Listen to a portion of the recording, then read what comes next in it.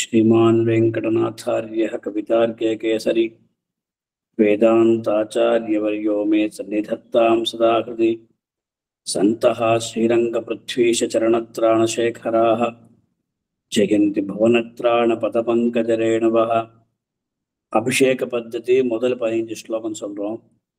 पाहिनः पादुके यस्याः विधास्यन्नभिषेचनम्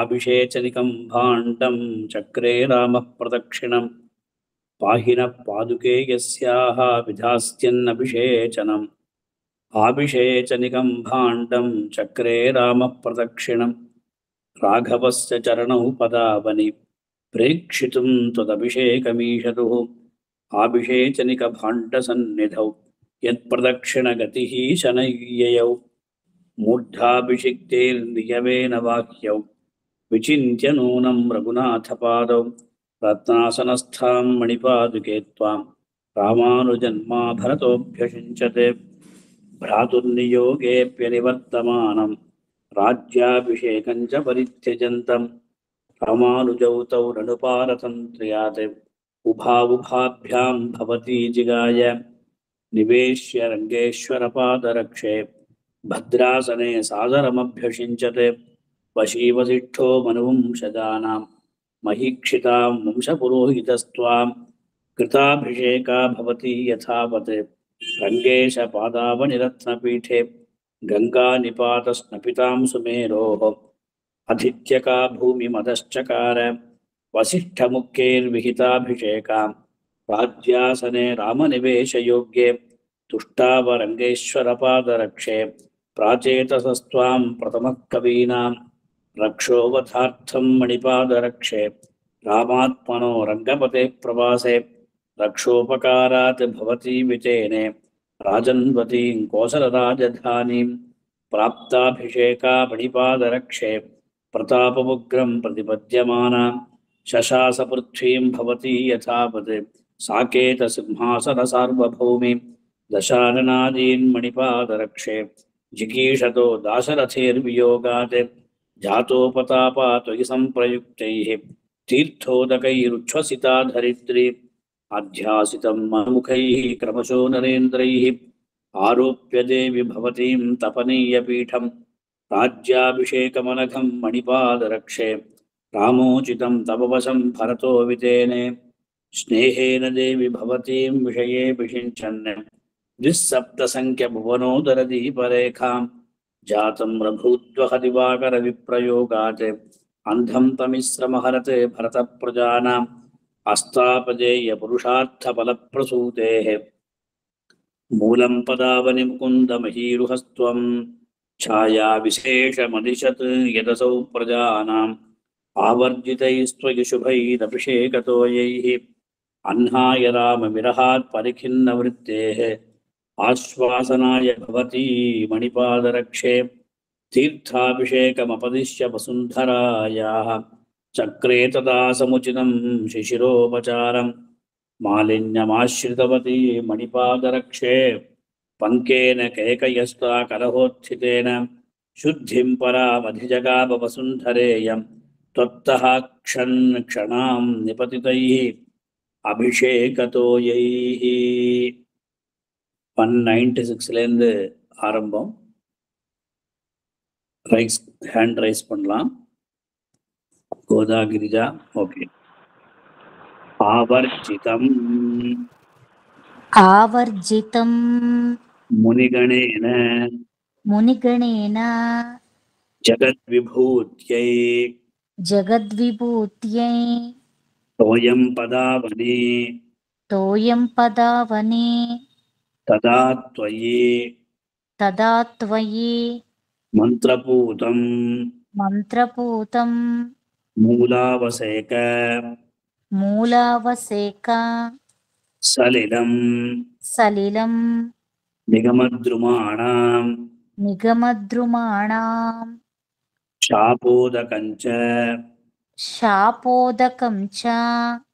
समभूत् क्षणदाचराणां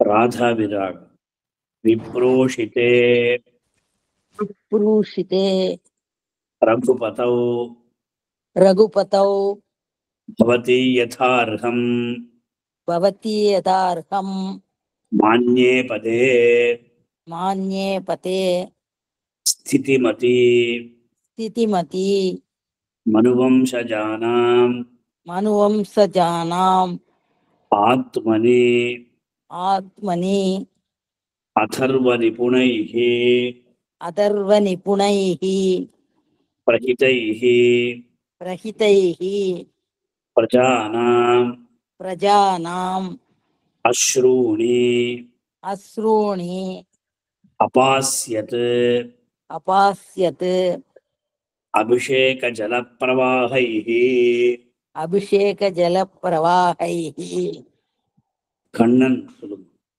प्रायः प्रायोः विशोषितरसा विशोषितरस पतिविप्रयोगात् परिविप्रयोगात् पर्याकुलीकृत पर्याकुलीकृत समुद्रपयोधरा समुद्रपयोदराः पयोदगौः योदरा पयोदहौः अम्ब अम्ब त्वदीयम् त्वदीयम् अभिषेकपयः अभिषेकभयः पिबन्ति बिभन्ति धेनुर्बभूव धेनुर्बभूव जगता जगतां धनधान्यधोक्त्री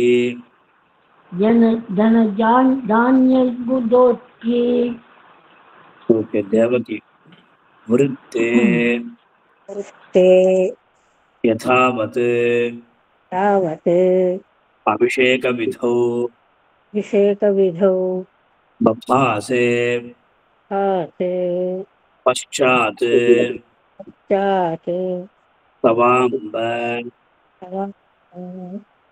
शतेन तेन कृतकिरीटः कृतः किरीटः आकस्मिक आकस्मिक स्वकुल स्वकुल विप्लव विप्लव शान्तिहर्षात् शान्तिहर्षात् प्राप्तः प्राप्तः तुषामिव उषामिव पतिः मणिपादुके त्वाम् त्वाम् कमलारङ्गनाथ मनुवंश मनुवंश पुरोहितेन पुरोहितेन मन्त्रैः त्रैः अभिमन्त्र्य अभिमन्त्र्य त्वयि पादुके त्वयि पादुके प्रयुक्तम् प्रयुक्तम् अभिषेकजलम् अभिषेकजलम् क्षणेन अनेन राज्ञाम् राज्ञाम् शमयामास शमयामास समुत्थितान् उद्दितान् प्रतापान् तापान् నెక్స్ట్ న్యూ కమర్స్ ఎవరు లేరా చెప్పడానికి? ద్రౌపది గారు చెప్పండి. పాద పాదుపహృత పాద పాదుక పాద పాదుపసృత రఘుద్వహాత్ రఘుద్వహాత్ పాలవాలమివ ఆలవాలమివ పీఠమాశ్రిత పీఠమాశ్రిత అభ్యషేచి అభ్యస్యేచి భవతి భవతి తపోధనైః తపోధనైః పారిజాత పారిజాత लतिकेव లతికేవ पादुके పాదుకే జయశ్రీమన్నారాయణ गोदागिरिज अलघुभिः अलघुभिः अभिषेक अभिषेक व्यापृतैः व्यापृतैः अम्बुभिस्ते अम्बुभिस्ते दिनकरकुलदैन्यम् दिनकुरकुलदैन्यं पादुके क्षालयिष्यन् पादुके क्षालयिष्यन् स खलु कमलयोनेः स खलु कमलयोनेः सूनुराधत्त सूनुराधत्त मन्त्रेषु मन्त्रेषु अधिकनियमयोगां शक्तिमाथर्वणेषु शक्तिमाधर्वणेषु दिनकरकुलजानां दिनकरकुलजानां देवि पृथ्वीपतीनां देवि पृथ्वीपतीनां निरुपधिमधिकारं निरुपधिमधिकारं प्राप्नुवत्यां प्राप्नुवत्यां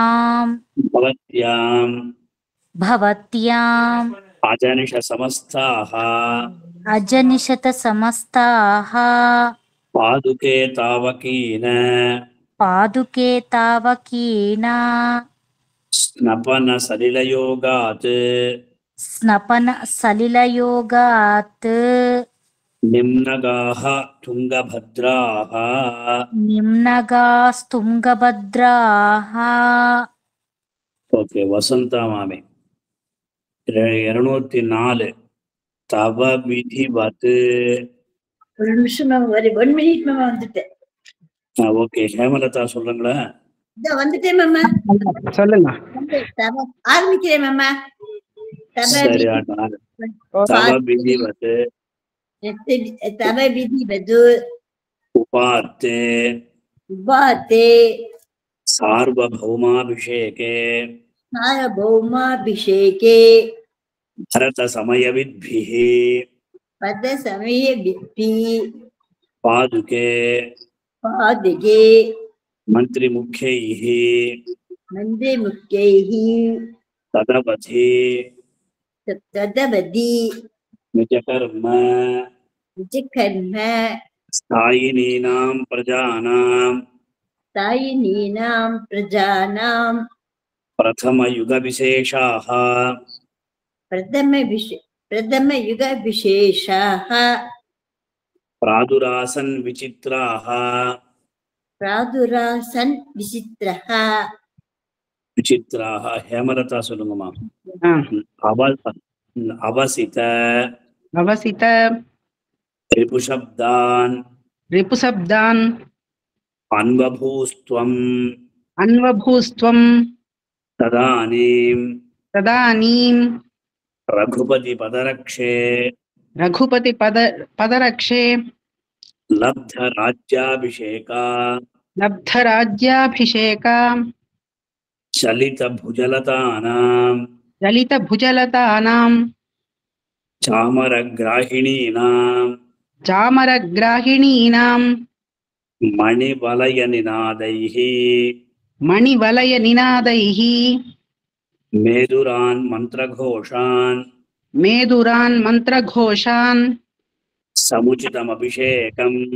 समुचितमभिषेकं पादुके प्राप्नुवत्यां त्वयि विनिपतितानां देवी तीर्थोदकानां ध्वनिरनुगतमन्त्रः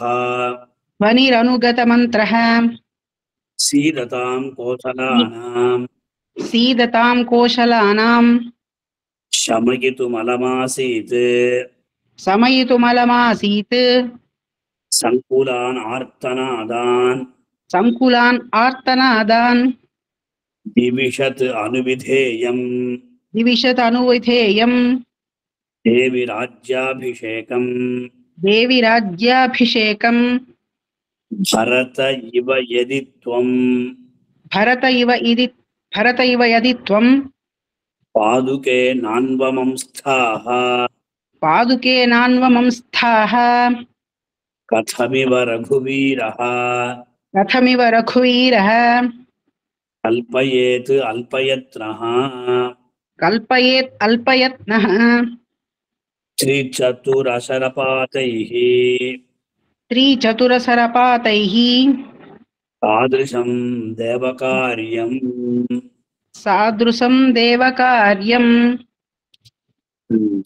దేవకి గారు కతిచన చితన పదపద్మ పదపద్మ స్పర్శ సౌఖ్యం స్పర్శ సౌఖ్యం త్యజంతి యజంతి వ్రతమతులమధాస్త్వం తమతులమధాస్త్వం వత్సరాన్ సావధాన వత్సరాన్ సావధాన రఘుపతి పదరక్షే రఘుపతి పదరక్షే రాక్షసైః త్రాసితాన రాక్షసైత్రాసితానాం రణరణక విముక్తం రణరణక విముక్తం ఏన రాజ్యం సురాణాం ఏన రాజ్యం సురాణాం.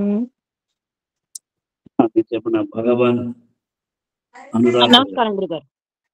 చెప్పండి. అథర్వోపజ్ఞంతే అథర్వోపజ్ఞంతే మీదైపోయింది దేవకి గారు చెప్పండి. విధివత్ విధివత్ అభిషేకం అభిషేకం విదధతాం విదధతాం వసిష్ఠాదీనామపి వసిష్ఠాదీనామపి ఉపచిత ఉపచిత చమత్కారభరయా చమత్కారభరయా త్వదాస్థాన్య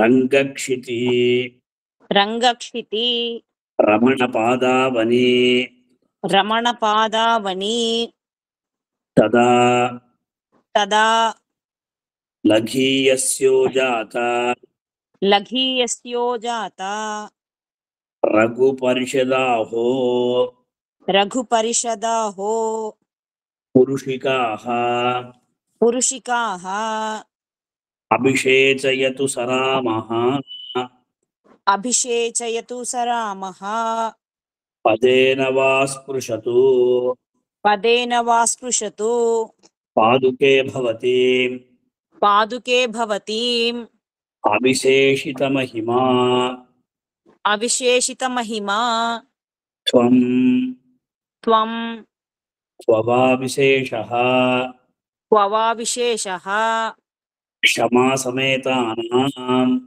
క్షమాసమేతానాం ఇది కవితార్కికసింహస్య ఇతి కవితార్కికసింహస్య సర్వతంత్రస్వతంత్రస్య సర్వతంత్రస్వతంత్రస్య శ్రీమద్వేంకటనాథస్య శ్రీమద్వేంకటనాథస్య శ్రీవేదాంతాచార్యస్య కృతిషు శ్రీవేదాంతచార్యాతకదిషు కృతిషు